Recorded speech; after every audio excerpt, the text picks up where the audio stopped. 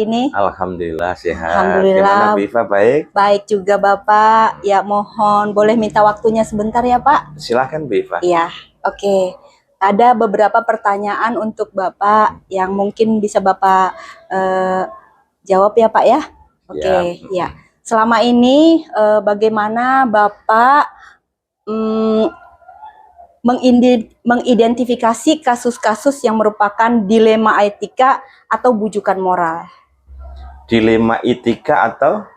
Dilema etika atau bujukan moral. Bujukan moral. Iya. Baik Bu Iva, mengenai kasus-kasus yang berkaitan dengan etika ataupun moral, ya kita sebagai seorang didik kan punya kode etik. Nah, kode etik apa yang harus kita taati? Ya itu harus kita tegakkan. Ya. Kalau memang berkaitan dengan etika atau moral, kita harus hati-hati. Apakah kasus itu menabrak etika atau moral atau tidak?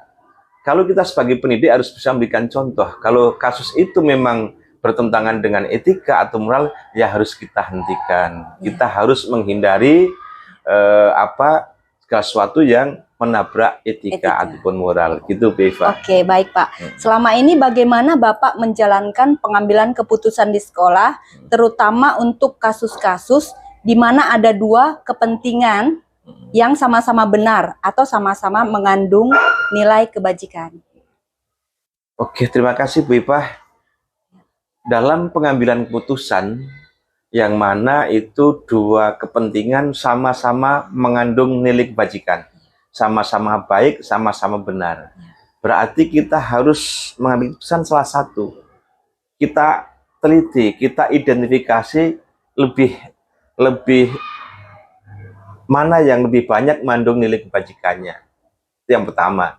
Jadi kita identifikasi sama-sama baik, tapi harus yang lebih baik yang harus kita ambil. Semuanya baik Bu Eva, tapi harus kita ambil yang lebih baik. Dan kita tetap mengutamakan skala prioritas dalam pengambilan keputusan. Kiranya itu Bu Eva. Jadi ada yang mengandung nilai-nilai kebajikan tadi, yaitu kita harus skala prioritas yang mana yang lebih baik, yang gitu lebih ya, baik, Pak? yang lebih manfaatnya lebih banyak. Ya, baik Bapak. Lalu langkah-langkah atau prosedur seperti apa yang biasa Bapak lakukan selama ini? Tentunya Bu Ibah, kita kan punya tim, ya. Segala keputusan ada di tangan kepala sekolah, tapi kepala sekolah punya tim manajemen. Nah, di tim manajemen itulah kita buka persoalan semacam itu. Dalam pengambilan keputusan, kami pasti menerima masukan-masukan dari anggota tim manajemen. Karena kalau keputusan diambil bersama, kesepakatan, ya bulat agar mencapai mufakat, ya kita harus menerima masukan dari tim. Karena tidak serta-merta bahwa kepala sekolah itu yang paling benar, tidak. Jadi harus mendengarkan suara dari tim manajemen supaya dalam pengambilan keputusan kita nilai yang kita capai nilai yang optimal. Ya, makasih Viva. Ya. Oke, baik Bapak. Lalu hal-hal apa saja yang selama ini Bapak anggap efektif dalam pengambilan keputusan pada kasus-kasus dilema etika? Dalam pengambilan kasus-kasus dilema etika, ya, kita memang harus sangat hati-hati memutuskan. Karena bagaimanapun juga kalau sudah berkaitan dengan etika, ya kita harus menerima masukan. Kami ini kepala sekolah punya wakil. Tentunya dalam pengambilan keputusan juga kami minta pertimbangan dari Bapak Ibu Wakil Kepala Sekolah. Karena bagaimanapun juga finalnya di kepala sekolah, tetapi sebagai pertimbangan awal, apa pendapat dari Bapak Ibu Wakil kita saring, kita simpulkan. Kepala sekolah yang sebagai pengambil kebijakan, pengambil keputusan adalah menerima masukan-masukan dari orang-orang di lingkarannya. Terima kasih, Bapak. Ya. Lalu hal-hal apa saja yang selama ini merupakan tantangan Bapak dalam pengambilan keputusan pada kasus dilema etika? Tantangannya yang jelas gini Bu Iva, kalau untuk yang berkaitan dengan dilema etika, kalau kita sampai salah memutuskan dalam pengambilan keputusan itu, nanti akan berakibat tidak baik. Makanya kita harus kaji benar apakah ini bersinggungan atau berkaitan dengan dilema etika atau tidak. Kalau memang ini harus dikaji secara komprehensif supaya dalam pengambilan keputusan nanti tidak menimbulkan gejolak. Bagaimanapun juga kita sebagai insan pendidikan harus bisa memberikan keteladanan di dalam pengambilan keputusan yang berkaitan dengan etika, dan kita tetap harus menjunjung tinggi kode etik. Kode etik ya, baik kasih. Bapak ya. Lalu apakah Bapak memiliki sebuah tata kala atau jadwal tertentu dalam sebuah penyelesaian kasus dilema etika? Apakah langsung menyelesaikan di tempat atau memiliki sebuah jadwal untuk menyelesaikan bentuk atau prosedur seperti apa yang dijalankan, Pak? Untuk pengambilan putusan tentu tidak saat itu diputuskan. Perlu pengkajian, perlu analisis, perlu pertimbangan, perlu masukan dari orang-orang di sekitar kita, terutama dari Bapak Ibu Wakil dan menurutnya ke tim manajemen. Tetapi paling tidak di dalam pengambilan putusan kepala sekolah tidak berjalan sendiri, melainkan juga masukan pertimbangan dari Bapak Ibu Wakil Kepala Sekolah. Terima kasih. Ya, adakah seseorang atau faktor-faktor apa yang selama ini mempermudah atau membantu Bapak dalam mengambil keputusan dalam kasus dilema etika?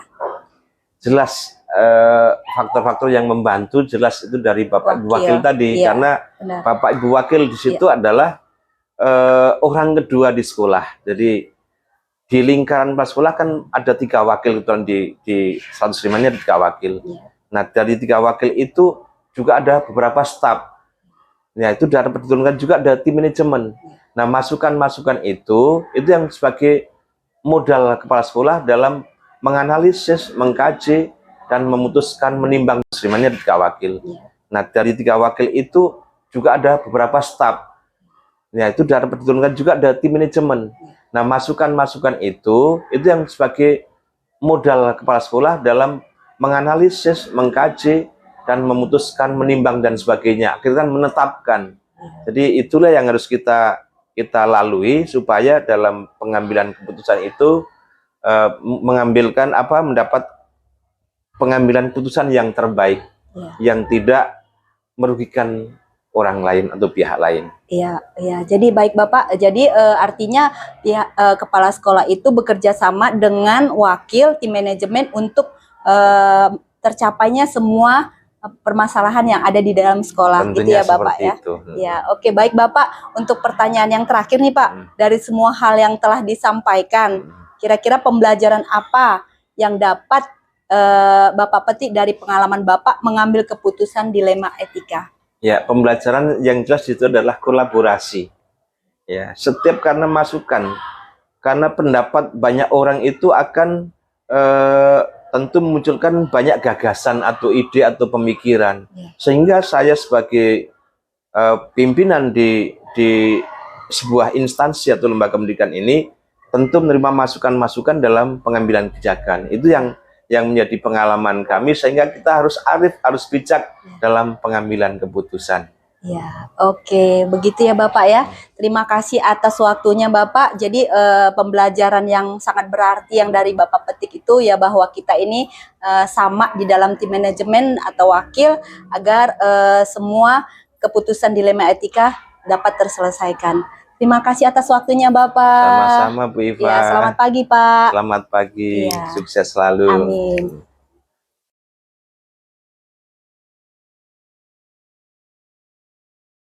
Assalamualaikum Bapak, selamat pagi. Waalaikumsalam, selamat pagi. Iya, bagaimana kabarnya hari ini Pak? Alhamdulillah sehat Bu. Ibu sehat? Sehat, alhamdulillah Pak. Semangat ya Pak ya hari ini ya. Kita harus semangat. Iya. Mohon izin nih Bapak, kita ini ada suatu berbagi ya Pak ya, pengalaman dari Bapak. Saya dari program Guru Penggerak Angkatan 9.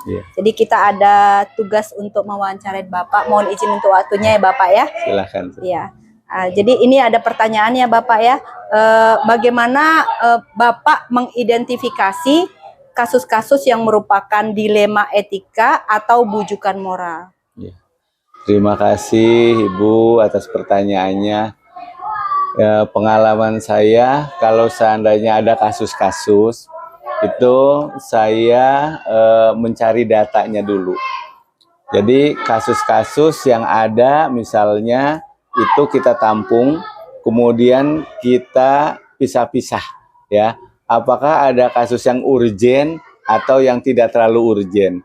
Tetapi namanya semua kasus itu akan kita selesaikan gitu. Jadi yang paling utama adalah kita klasifikasi kasus mana yang lebih urgen itu harus kita tangani lebih dahulu gitu. Jadi terkait dengan kasus dilema etika ya, ini memang harus benar-benar ditanggapi oleh seorang pimpinan. Tetapi kita juga perlu koordinasi, perlu kerjasama dengan teman-teman, yaitu para guru. Kalau seandainya ada kasus, ya tentunya yang perlu kita musyawarahkan. Tetapi kalau seandainya kita bisa tangani secara langsung, itu juga bisa dilaksanakan. Jadi intinya, kalau seandainya ada kasus-kasus, kita klasifikasi. Kalau banyak, tetapi kalau hanya satu, mungkin bisa langsung ditangani. Itu saja sih. Oke, ya baik Bapak. Jadi harus diklasifikasikan kasus-kasus mana yang paling penting atau urgen ya Bapak ya. Betul. Ya baik. Lalu bagaimana Bapak menjalankan keputusan di sekolah, terutama untuk kasus-kasus di mana dua kepentingan sama-sama benar atau sama-sama mengandung nilai kebajikan? Iya, tentunya misalnya ada dua kasus ya.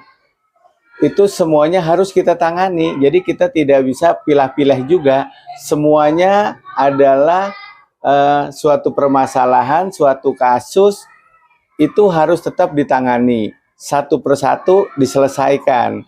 Jadi yang urgen tadi sebenarnya saya katakan lebih utama mana gitu. Itulah yang akan kita dahulukan. Dan di dalam keputusan untuk mengambil hasil daripada tentang kasus tadi, ya tentunya kalau kasusnya bisa melibatkan untuk ke semua, artinya komunitas sekolah Meruya 02, itu akan kita cari juga, baik itu dari kasus anak, maka akan kita panggil anaknya. Kalau misalnya ranahnya memang harus guru yang menyelesaikan, kita bisa delegasikan kepada guru untuk menyelesaikan suatu kasus. Tetapi sebagai pimpinan ya tentunya harus bijak ya, tidak bisa artinya kita menjudge gitu ya orang terhadap kasus itu. Yang jelas kita perlu komunikasi yang baik gitu agar kasus-kasus bisa kita selesaikan. Paling utama adalah komunikasi baik dengan guru maupun dengan siswa ataupun orang tua murid apabila ada kasusnya gitu. Jadi yang utama adalah komunikasi, itu harus dilakukan. Itu baik, ya. Jadi dari kasus-kasus itu harus ada kepentingannya sama-sama baik, tapi harus ada komunikasi. Ada komunikasi. Iya, oke, baik Bapak. Lalu langkah-langkah atau prosedur seperti apa yang bisa Bapak lakukan selama ini? Ya, jadi terkait dengan prosedurnya, ya tentunya kita kan punya wakil, kita punya guru. Apakah kasus itu bisa diselesaikan oleh teman-teman kita gitu ya, kita berikan juga artinya kesempatan untuk menyelesaikan suatu kasus. Kalau kasus itu misalnya adanya di ranah kelas, berarti guru kelas lebih dominan untuk memberikan penyelesaian yang lebih baik. Jadi ada tahapan juga, bukan berarti setiap ada kasus harus larinya ke kepala sekolah. Jadi ada tahapan, misalnya kasus siswa di kelas berapa bisa diselesaikan oleh guru, tidak. Jadi harus ada komunikasi yang baik dan juga dengan etika yang baik di dalam kan menyampaikan suatu kasus dan juga pemecahannya. Jadi seperti itu Bu, ada langkah-langkahnya. Iya, baik Bapak. Jadi dalam langkah-langkah atau prosedur itu ada tahapannya ya. Misalkan anak tersebut ada kasusnya yang kecil bisa diselesaikan langsung oleh wali kelas sendiri. Nanti baru ada tahapannya ke guru BK, wakil, baru kepala sekolah. Yang paling parah kepala sekolah ya Pak ya biasanya ya. Biasanya kalau seandainya kasusnya agak susah, berat, biasanya dilibatkan ke kepala sekolah. Jadi seperti itu. Iya, baik Bapak. Lalu hal-hal apa saja yang selama ini Bapak anggap efektif dalam pengambilan keputusan pada kasus dilema etika? Ya, terima kasih. Jadi terkait dengan pengambilan keputusan dilema etika, yang paling utama memang kita itu harus punya hati yang tidak pendendam, ya, harus sabar, ya, menghadapi semua kasus itu kita harus sabar, dan juga tidak ada ego, kepentingan ini itu, semuanya adalah untuk komunitas pendidikan di Meruya Utara 02. Jadi yang paling utama adalah dari jiwa kita sendiri sebagai pimpinan, itu memberikan contoh. Tidak boleh ada rasa ego, paling pinter, paling apa, tidak usah, sama-sama. Kita sudah ditakdirkan untuk bekerja sama dengan siapapun, kolaborasi intinya, gitu, supaya setiap permasalahan yang ada, apalagi tentang dilema etika, tentang etika kan, artinya bagaimanapun kita punya tata tertib sekolah, gitu. Itu kan di situ mengatur bagaimana anak harus masuk sekolah, pakaiannya apa, ini apa, itu sudah teratur. Kalau semua etika yang baik diterapkan, ya sebetulnya kasus tidak akan ada. Tapi yang namanya suatu lingkup sekolah yang banyak komunitas orang-orangnya, baik guru, orang tua, ada siswa juga yang paling utama, kemudian ada tenaga tendik, ini kan semua menjadi bagian dari sekolah yang harus memiliki sikap dan perilaku yang bisa dicontoh untuk menghindari adanya kasus-kasus. Jadi seperti itu, Bu. Iya, oke, baik Bapak. Lalu hal-hal apa saja yang selama ini merupakan tantangan dalam pengambilan keputusan pada kasus dilema etika? Ya, terima kasih. Kalau masalah tantangan, semua itu tantangan, ya. Tetapi tantangan harus artinya dijadikan suatu bahan untuk kita bisa introspeksi diri. Jadi kalau seandainya apapun, penyelesaian akan bisa dilakukan dengan cara satu, ada komunikasi yang baik. Kalau komunikasi kita baik, kemudian bagaimana perilaku kita juga tunjukkan dengan sikap yang ramah, itu tidak akan terjadi sebetulnya. Tapi kalau seadanya ada tantangan itu tetap kita berikan porsinya, yaitu dengan tadi komunikasi yang baik, supaya akan terpecahkan yang namanya permasalahan yang ada. Sampai saat ini pun tidak pernah ada saya. Artinya permasalahan yang sampai gitu menjadi bumerang, ya, buat sekolah, buat lingkup pendidikan sampai saat ini. Karena apa tadi? Komunikasi yang baik dengan siapapun. Iya, berarti tantangan itu dimanapun pasti ada ya Pak. Ada. Bagaimana cara kita menyikapi tantangan itu, yaitu dengan cara kita kolaborasi dan komunikasi yang paling utama. Paling utama, ya. Iya. Baik Bapak. Iya. Lalu apakah Bapak memiliki sebuah tata jadwal tertentu dalam sebuah penyelesaian kasus dilema etika?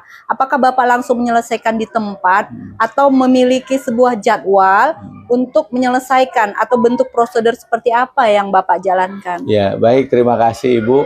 Terkait dengan permasalahan atau suatu kasus, saya inginnya kasus itu misalnya kalau ada harus selesai hari itu. Langsung harus. Jadi yang baik adalah tidak menunda-nunda suatu kasus. Karena kalau kita menunda suatu kasus, nanti akan ada lagi kasus. Sampai kapan tidak pernah akan selesai. Jadi kalau saya untuk melaksanakan suatu penyelesaian kasus itu harus langsung.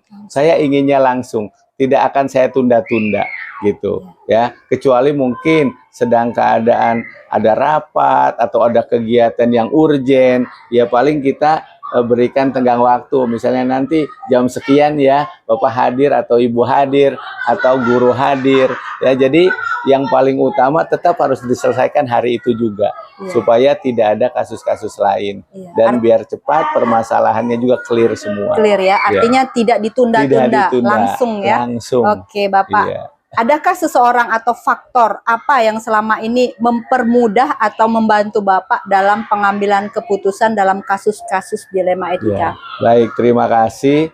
Terkait siapa misalnya orang yang bisa membantu saya atau apa, semua adalah kita kolaborasi. Siapa yang kita butuhkan di dalam suatu kasus itu tergantung dari apa kasusnya. yang jelas saya selalu komunikasi dengan teman-teman. Kalau menyangkut misalnya tentang etika yang ini, sebetulnya kan ada guru agama, mungkin bisa menjadi panutan juga untuk menyampaikan kepada yang berkepentingan terhadap kasus tersebut. Tapi yang jelas kita kolaborasi dengan teman-teman, baik itu wakil, kemudian ada tim manajemen, guru yang senior gitu, kemudian ada guru agama, bisa disandingkan untuk guru membantu BK. Di dalam, kalau guru ya, kalau memang di SMP memang ada khusus ya, itu guru mapel BK gitu. Kalau di SD itu semua guru kelas harus memiliki pengetahuan tentang bagaimana menyelesaikan suatu permasalahan. Jadi mempelajari juga tentang keBK-annya gitu, bagaimana bimbingan konselingnya, bimbingan karirnya, sehingga guru kelas itu lebih banyak sebetulnya tanggung jawabnya. Kalau SMP kan hanya masing-masing bidang studi ya, masing-masing mata pelajaran. Kalau di SD itu hampir seluruhnya dipegang guru kelas, kecuali mata pelajaran tertentu seperti pendidikan agama, olahraga, atau bahasa Inggris. Tapi yang lain itu porsinya di guru kelas. Jadi seperti itu, Bu. Iya, baik Bapak. Pertanyaan yang terakhir ya Pak ya. Dari semua hal yang telah disampaikan, pembelajaran apa nih Pak yang Bapak petik dari pengalaman Bapak mengambil dilema etika? Ya, baik, terima kasih. Saya mungkin dari tahun 88 ya menjadi guru, kemudian ya dapat tugas tambahan jadi kepala sekolah. Selama karir saya di kedinasan dalam menyelesaikan suatu permasalahan itu sebetulnya dengan mencontoh, kalau kita misalnya mohon maaf, saya Muslim, saya mencontoh tuntunan Nabi. Nabi adalah manusia yang diutus oleh Tuhan yang Maha Kuasa, bagaimana memiliki sifat-sifat yang baik. Ada disebut patona, tablik, amanah, sidik. Nah itu jadi contoh untuk kita bagaimana menyelesaikan suatu masalah dengan cara musyawarah mufakat. Bagaimana dengan hati yang benar-benar bisa dijadikan contoh teladan. Jadi kita mengacunya, kalau saya mengacu kepada Nabi, ajaran Nabi, bagaimana dia yang sabarnya luar biasa gitu, dengan tantangan-tantangan bisa diselesaikan semuanya. Seperti itu, Ibu. Jadi pengalaman Bapak bisa dicontoh dari pengalaman-pengalaman Nabi ya Bapak ya. Oke Bapak, semua sangat berharga dari pembicaraan Bapak. Saya sangat mengapresiasi atau berterima kasih kepada Bapak untuk waktunya, dan jika ada yang kurang berkenan mohon dimaafkan ya Bapak ya. Sama-sama, saya juga mohon maaf ya kalau dalam penyampaian mungkin ada hal-hal yang kurang berkenan, mohon dibukan maaf yang sebesar-besarnya. Oke, sukses buat Ibu. Oke, terima kasih Bapak. Selamat pagi. Wassalamualaikum warahmatullahi wabarakatuh. Selamat pagi, waalaikumsalam. Terima kasih. Iya, Bapak.